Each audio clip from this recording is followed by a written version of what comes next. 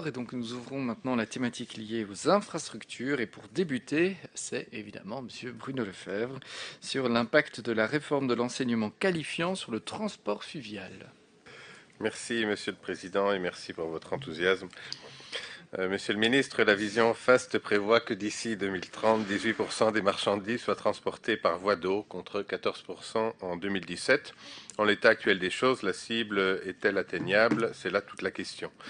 C'est une lapalissade, mais pour pouvoir transporter la marchandise, il faut des bateaux et des bateliers. Or, il y a 2 ans, selon une étude néerlandaise, il manquait 20 000 membres d'équipage en Europe. La DPR prévoit que la région assouplira également les conditions d'accès à la profession et au marché des entreprises de transport collectif de personnes et de marchandises. Où en êtes-vous à ce sujet? En Wallonie, la seule école qui forme des bateliers se situe à Huy. Il s'agit d'une formation assez spécifique puisqu'elle a lieu dans le bateau-école de Huy. Il est évident que la filière sera impactée par les mesures d'économie votées par votre majorité en Fédération Wallonie-Bruxelles. La Wallonie, qui est compétente en matière de transport intérieur, devra-t-elle compenser la perte de moyens dans la filière de formation? La formation de batelier s'étend sur 4 ans. Le ministre de l'Enseignement a présenté la semaine dernière un cadastre pour identifier les alternatives organisées en promotion sociale pour les 7e et l'option batellerie n'est pas reprise. Qu'en est-il? Quel est l'avenir de cette filière? D'une manière générale, qu'entendez-vous mettre en place pour vous assurer que nous ne manquions pas de main-d'œuvre pour le transport des marchandises par voie d'eau? Merci déjà. Merci Monsieur le député. Monsieur le ministre.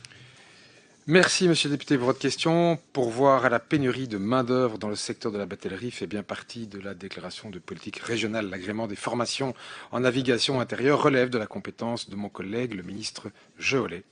Les discussions ont déjà été initiées concernant la révision des arrêtés ministériels qui approuvent les formations en fonction de la réforme de l'enseignement qualifiant.